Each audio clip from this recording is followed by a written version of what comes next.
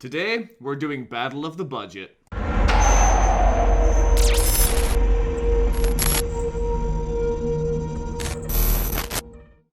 Hey guys, welcome to Frame Chasers, and today we're going down the totem pole. We're going to be doing RX 570 versus GTX 1650 Super. So the reason why I have these cards in the first place, the RX 570s I get in bulk from a local miner here. I pretty much put these in like every single budget low-end build that I get these for 80 bucks a piece, right? And he has like thousands of them, so I put them in everything that I sell locally here. And the reason I have the 1650 Super is this is the cheapest NVIDIA card that you can buy that has the Turing encoder in it for streaming and recording. The 1650 does not have the Turing encoder, but the 1650 Super does. So it's not really fair to compare these because like the RX 570 I get for 80 bucks and there's thousands of them. The 1650 Super is $170, so it's actually, you're comparing used to brand new, but you can't even get the 1650s used yet because it's not really a hot commodity in the used market in my area, right? So we're just gonna ignore the prices on this one. More of a comparison of like if you needed the Turing encoder or if you were interested in any kind of budget streaming and you wanted good quality, then this is the cheapest card that you can get. So if you wanted to stream like Minecraft or Overwatch or League of Legends or something, this would be the way to go. The encoder on the RX 570 is hot garbage, so I would never recommend an RX 570 for someone who wanted to do some streaming or video like game recording. So this is going to be the beginning. This is going to be the beginning of the GPU benchmark catalog that I'm going to be creating here. So if you're a regular follower of mine, you will have seen that over the last month or so, I built up a good catalog of CPU benchmarks. And now we're pretty much going to be doing the same thing for GPU benchmarks. I'm going to do pretty much whatever I own. I'm going to borrow all the cards that all my buddies have. I'm just going to create as large of a catalog as I can before the RTX 3000 series comes out. So that's what we're starting with today. I'm going to be going, I'm going to start at the bottom and kind of work my way up to my 2080 Ti that I have. And then when the 3090 or the 3080 Ti comes out, or the 3000 series, all my 2000 series benchmarks will have been finished by then. Hopefully. I'm hoping that's the goal anyway. And as you know, if you're a regular viewer of mine, these aren't going to be stock benchmarks. They're going to be benchmarks with the cards pushed to the absolute maximum. The RX 570 here has a modded BIOS to remove the power limit. So obviously the power limits on these things are small as hell. And the 1650, this is the same one that I shunt modded in that video. So this has the shunt mod for its power delivery. This one has a custom BIOS on it to remove its power limits. And both cards were pushed to the max. And every card that I do in every future video is always going to have its power limits removed in some way and pushed to the maximum.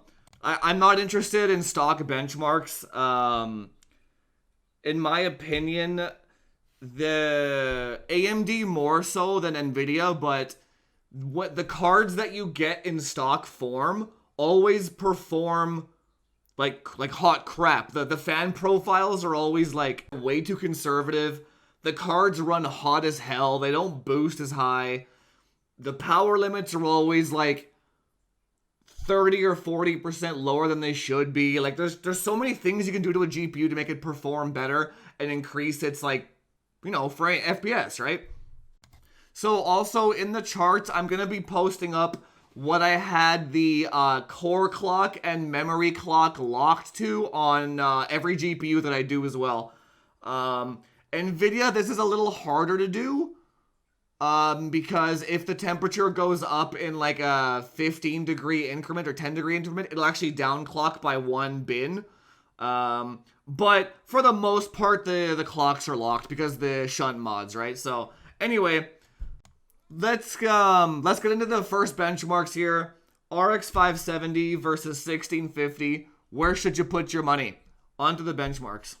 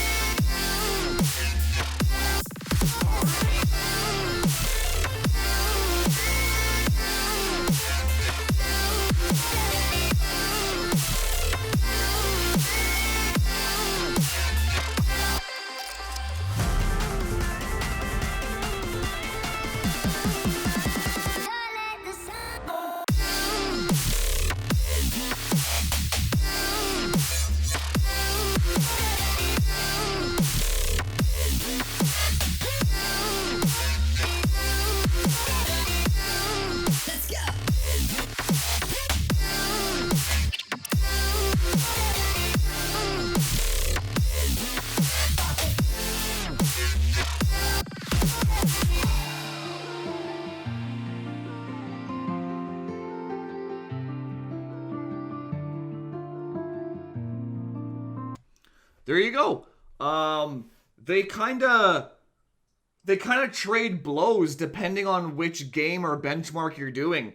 But the 1650 did a lot better than I thought it would have. Yeah, I don't know. Like, this is a small card. Like, this is bottom of the barrel, and it kept up with an overclocked and power limit removed RX 570. That is impressive as hell. Like, the Turing IPC and architecture is really impressive. Like, a 1650 can do that. That's insane. The 1650 draws way less power than the RX 570. I mean, different generations of cards. Polaris came out God knows how long ago. But, yeah, I am very impressed with the 1650 here, by all means. There's not much else to say about that, really. The RX 570 is still, I would say, the king of budget gaming. I don't see this becoming, dethroned in the next, maybe forever. Seriously.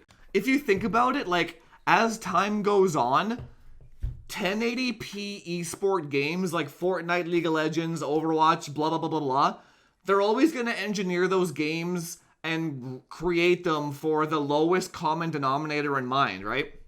And if the lowest common denominator always is an RX 570 or an Xbox One X, say, for example, then the only thing that's going to happen is the price of these is going to keep going down, but the barrier to entry to play esport games isn't going to change for a really long time. So, imagine in a couple of years when these are $50. 160 FPS for $50 in 2 years. Let's say Overwatch 2 comes out and it's a little bit more demanding, and you get 144 FPS for $50. Nothing's going to ever beat that. The RX 570 will always be the king. Always. On the other hand, though, if you are looking to stream at the lowest possible cost that you can spend, 1650 Super, Your stream quality will look fantastic. It's got the Turing encoder in it. It is double the money. Performance is about on par. And it draws way less power, so you can stick it in an OEM machine, 100%. Yeah, that's about it. That's like, they're about neck and neck. They're literally neck and neck to each other. One is half the price. One's double the price. One can't stream. One can stream. So you're paying double the price for the streaming ability. That's literally it. So I've already showed you guys how to power mod the Turing cards with that resistor video, shunt mod video.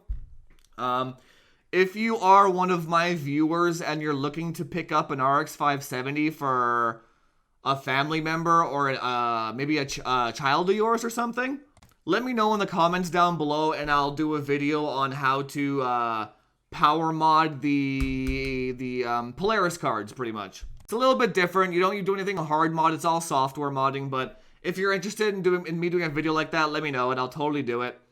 I mean, that's it for this one. Really quick video, right?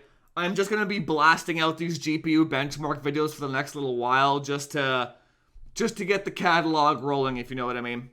If you like the content, hit that subscribe button. Hopefully today is the day I earned your subscription.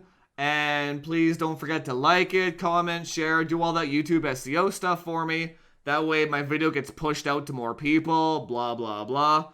And I will see you guys in the next one. Talk to you later.